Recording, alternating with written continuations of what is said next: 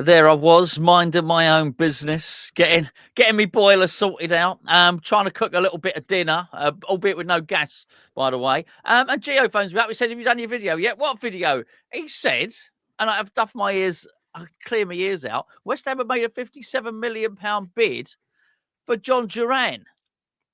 Explain yourself, young man. It came from David Ornstein. He was the one that sort of put it up, and I'm just trying to get it here. David Ornstein said, exclusive. West Ham make offer to sign Jhon Duran from Aston Villa. West Ham bid worth 57 million, including add-ons, expected to be rejected. Villa had no intention of selling 21-year-old striker, recently extended to 2030 because of strong interest from elsewhere. Now, John Percy, who I think is a really good journalist for Football News, doesn't do loads of bits, but when he does, I think he's very accurate. He said, Aston Villa maintaining stance Jhon Duran is not for sale due to interest from West Ham and other clubs. West Ham bid has been rejected, unclear on precise figures of the offer. A journalist admitting he doesn't quite know everything. This is rare, but this is why I like him. Rather than pretending, he goes, "Look, I don't know about West Ham's bid, but what I do know is what Villa are saying." And he says Duran recently signed new deal 2030 and is regarded as a key player for Emery. More on the Telegraph. And Fabrizio Romano, we're just going to go for the third big hitter in the video straight away. Fabrizio Romano has obviously waded in. He said that 6 days ago, he said Aston Villa do consider Jhon Duran not available for sale this window.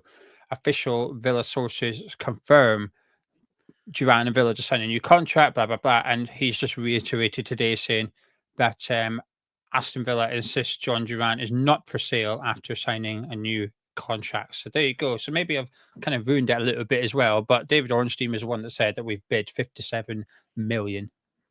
Well, I mean, it's big news, and I mean, look, every time this happens, you do get a sort of tsunami of Villa fans who come in and say this is ridiculous, what absolute nonsense, and all the rest of it. Why would Villa sell? And look, I get all of that. I get all of that, but it's still big news. It really is. If this is true, and West Ham have bid £57 million for any player, that would be our world record. Our world record bids. Well, whatever. West Ham's record's not world record, is it? You know what I mean? But yeah, our highest ever bid that we've ever made, eclipsing what would have been the final package for Lucas Paquetá if you'd have hit all of the marks in terms of how his deal was ratcheted. I find this incredible. I mean, firstly, the fact that. See, the thing is, we don't fully know that we could have got him for £40 million in the summer, but we suspect that we could. It certainly would have been cheaper.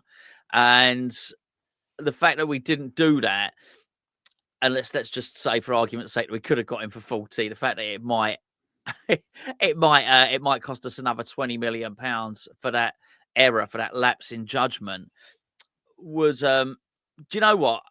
Ultimately, if we got him, I guess it wouldn't matter because he's sort of the striker that lots and lots of people want.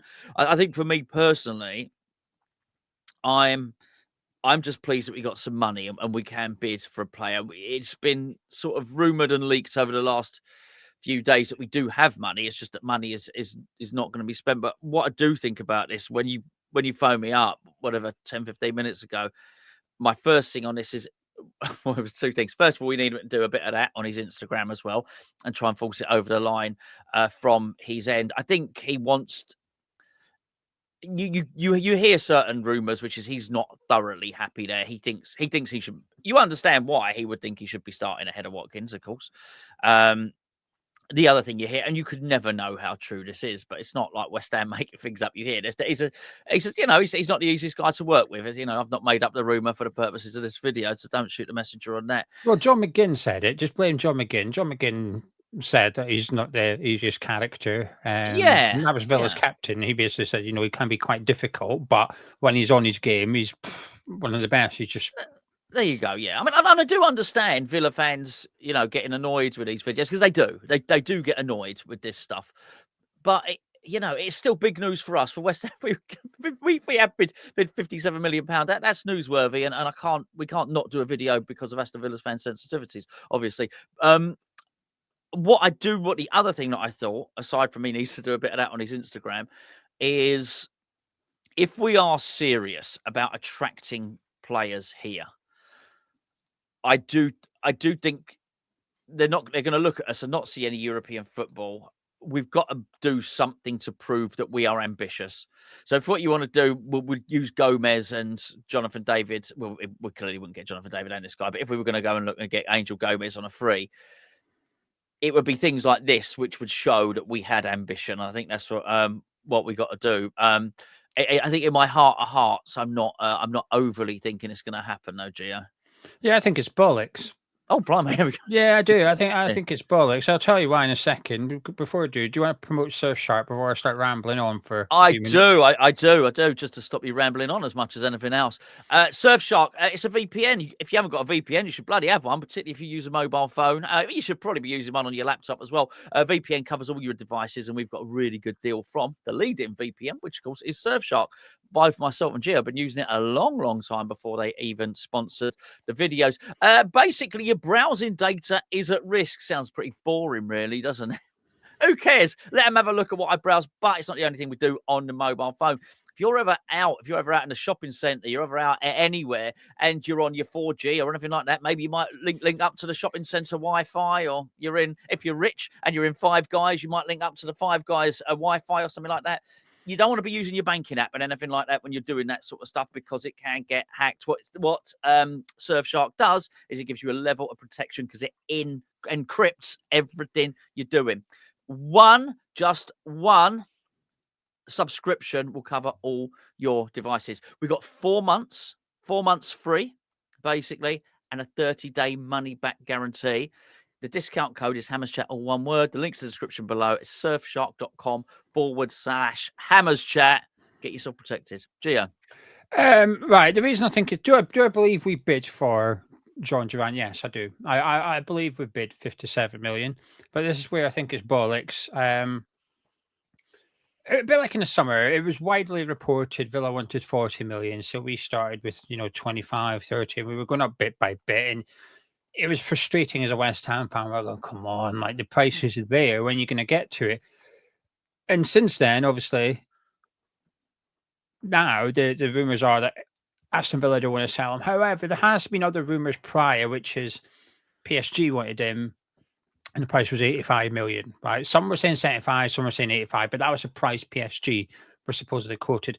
Do I believe that he's not for sale? No, but I'm just one of those that thinks every player has a price. Would Aston Villa reject 300 million for PSG for Duran? No, they wouldn't. Right? So now we accept and we agree. There is a price at which they will sell. It's just, what is that price? So 85 million, let's just say it was that. But even if you take the lower end, which is 75 million, we're 18 million short, right? And 57 million is a lot of money. I'm not suggesting that we're offering peanuts. What I am suggesting, though, is we're offering 18 million below the asking price. And that's why I think it's bollocks. This is where, and I hope I'm wrong on this. I think it's a lot of money for Jhon Duran, by the way. This is where I'm starting to get, he's my number one target, if you like, in the summer. But I'm thinking, is it the best? If you do have 57 million to spend, is this the best use of it? I'm not entirely sure. However, we'll prove it then. Liam Delap's there, £57 million bid on the table for Liam Delap then, right? Maybe that's not the striker they want, but there's a bloody good striker in Liam Delap. If we've got 57 million to spend, then we'll see it. That's when I will backtrack and I will say I was wrong. If we then go on and spend 60 million in this transfer window and we don't get Jhon Duran, but we go get in other players, I think it's, we've been here before, Gons. I did this video last week about the first bit of Jhon Duran's, and I don't believe that we have a real intention of buying him, because it smacks of Rafinha for 50 million, Calvin Phillips for 50 million, Darwin Nunez for 50 million. We've been here before in January where we're making bids for players that we know the bid. David Ornstein's tweet, let me just read this out to you again from David Ornstein. This is what the guy that broke this is what he said, not me. Let me just scroll down a little bit to get it. West Ham make offer sign Jhon Duran, bid worth 57 million, expected to be rejected. Right, we're making bids with the expectation they're rejected. So it's not even we put it in going, oh, that will teach some. Let's see if we're putting it in going, they're probably going to reject that. It's just, I don't know. I've been here way too many times under David Sullivan to know that this is like the David Sullivan playbook where we make a bid, we look ambitious, bid doesn't go through, we go, well, we tried, we move on to the next one. But when we move on, we never do have the same money available for the next signing. That 50 million for Rafinha disappeared. We didn't have it for the next guy. There wasn't a next guy. It was Rafinha, and that was it. The bid gets rejected, the money disappears, and I think the same thing will be happening. I would love to be wrong. I would love to tomorrow morning we wake up and it's actually we've agreed a deal for 70 million, which I don't think will happen. But if we decide we can't go to Villa's asking price and we decide that that's it, then let's see if we still go bid 60 million on another striker. There's actually not many strikers you can't get for 60 million. Yeah. There are some, of course. Alexander Isak, put that one out there. You need double that for him. Not that he'd come to West Ham, but you get my point.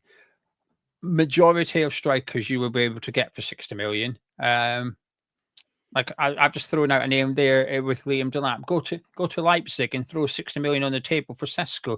Let's see what Arsenal are up to and call their bluff a little bit. That you can get top players for 60 million. I just don't believe that we've got an intention of spending it, unfortunately. This is the thing. Sullivan took ages to sack Lopetegui, and part of the reason I think there was a bit of a pride element there to some extent. I do think it was lining Potter up, but I don't really want to admit I was wrong here. So that's what he's doing with Graham, like with Lopetegui.